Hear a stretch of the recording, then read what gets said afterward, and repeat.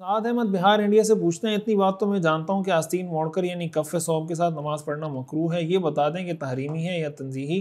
दूसरा सवाल ये कि मैं वज़ू करने के फ़ौरन बाद नमाज में शामिल हो गया, इसलिए आस्तीन कौनी से ऊपर ही रहने दी और हाथ गीले रहने की वजह से नमाज के दौरान अमल क़लील के ज़रिए भी नीचे नहीं किया, तो क्या अब नमाज में किस किस्म की कराहत होगी?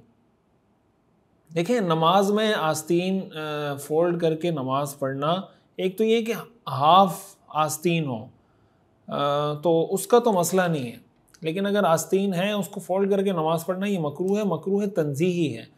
और ये जो आपने कहा है कि वज़ू करके मैं फ़ौरन नमाज में शामिल हो गया, फ़ौरन शामिल नहीं होना चाहिए। यही हमारे यहाँ लोग गलती करते हैं कि वज़ू किया, वज़ू करते साथ ही एकदम अल्लाह अकबर कह के नमाज में शामिल हो जाते हैं। ये नहीं देखते कि मैंने आस्तीनें नीचे कर दी, नहीं कर दी, पानी टपक रहा है, एक अजीब की किसी कैफियत में भागम दौड़ी में शामिल होते हैं। हदीस शरीफ में रसूलुल्लाह सल्लल्लाहु अलैहि वसल्लम ने इससे मना फरमाया।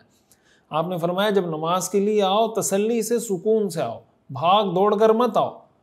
जो नमाज इमाम के साथ मिल जाए पढ़ लो, जो छूट गई वो बाद में मुकम्मल कर लो अपनी नमाज। कौन सी ऐसा कोई मसला हो जाएगा? या तो आप पहले टाइम से निकलते हैं ना, जब टाइम से नहीं निकले, भाग दौड़ करके इसको पूरा करने की, कवर करने की कोशिश कर रहे हैं, तो ये तरीका ठीक नहीं है। तो अगर आपने वज़ू किया है, इमाम रुकू में है, आप तसल्ली से आस्तीनें नीचे कर लें, पानी थोड़ा बहुत झाड़ लें, फिर नमाज में शामिल हो जाए। अगर वो रुकू से उठ जाए तो कोई मसला नहीं है। इतनी रुकू की फ़िक्र थी तो 5 मिनट पहले आ जाते ना, लेकिन अब जब देर से आए हैं तो एक खिलाफ शरीयत काम तो ना करें, एक ऐसा काम तो ना करें जिससे शरीयत ने मना किया।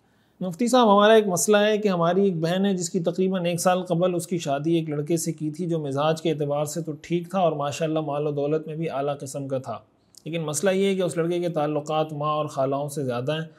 वो उन्हीं के इशारों पे चलता है, गोया इन्हीं के ताबे है, और इसके माँ और खाला उसकी बीवी को बर्दाश्त नहीं करते और बच्ची के साथ अच्छा बर्ताव नहीं करते, उसको बुरा भला कहते हैं, ताने देते हैं, गाली गलौज करते हैं। तकरीबन 6 माह से लड़की अपने मैके में ही है और हमको इस बात का डर है कि कहीं वो हमारी बहन को जान से ना मार डाले। इस वजह से हम उनको एतमाद नहीं करते। तो क्या इस हालत में लड़की को भेजना मुनासिब होगा या नहीं? रहनुमाई फरमा दें, वो लोग ले जाने को तैयार हैं। जज़ाकल्लाह। नाम लिखा हुआ है, नाम लेना तो मुझे मुनासिब नहीं लग रहा। देखें, मेरा ख्याल ये है कि इस तरह की सूरत हाल में तो उस घर में उनको ना भेजें, और मशवरा मेरा ये है, उनको कहें कि अलग घर लें, और ये बीवी का हक़ है, शरई हक़ है कि उसको आप बीवी को अलग घर दें।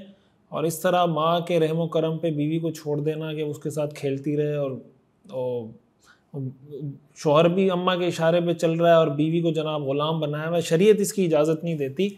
तो आप उनको कहें भाई बीवी को अलग घर लेके दें, उसका पूरा अलग सेटअप बनाएं, तो हम आपको भेज देते हैं।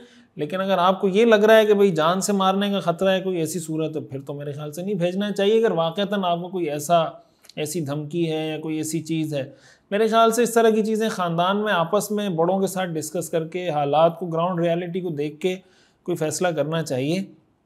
लेकिन एक मशवरा मेरा ये है कि इस तरह के मौक़े पर बीवी को अलग घर दिलवा देना चाहिए। कहें भाई हमारी बहन को अलग घर दिलवा दें। ये जो हमारे यहाँ जॉइंट फैमिली सिस्टम चल रहा होता है ना, कि बीवी पिस रही है, शौहर भी माँ बाप की बात मान रहा होता है, बीवी पिसती चली जाती है जनाब, तो ये कोई इस्लामी तरीक़ा नहीं है। ठीक है, सेटिंग बन रही है, चल रहे हैं अच्छे तरीके से तो चलाएं, नहीं चल रहे तो अलग कर दें, कोई क़यामत नहीं आती, नहीं कोई इस्लाम के ख़िलाफ़ है ना कुरान के ख़िलाफ़ है। इस तरह की बातें बाज़ औक़ात बड़ों को बुरी लगती हैं, वालिदैन को बुरी लगती हैं, तो 100 दफ़ा बुरी लगें, हम तो इस्लाम को रिप्रेजेंट करने आए हुए हैं, हम कोई अपना लोगों को खुश करने तो नहीं बैठे हुए हम कि आपको कोई बात अच्छी लगेगी तो हम वो करेंगे। तो इसलिए इस तरह के मौके पर ये बीवी का हक़ है कि बीवी को अलग घर दे दिया जाए, वो अलग रहे, अपना अलग कमाए, अलग खाए। इसका ये मतलब नहीं कि वालिदैन से क़ता ताल्लुक़ ही कर ले या वालिदैन की खिदमत ना करे, उनका अदब ना करे, सब कुछ करे, वालिदैन की खिदमत भी करे, अदब भी करे, ख़र्चा भी दे, सब कुछ करे, लेकिन बीवी को अलग रखें। मुफ्ती साहब, मेरा सवाल ये कि मेरी एक दूर वाली दादी है और इसने तकरीबन हमारे ख़ानदान में सब बच्चों को दूध पिलाया और इसने मेरी बीवी को भी दूध पिलाया।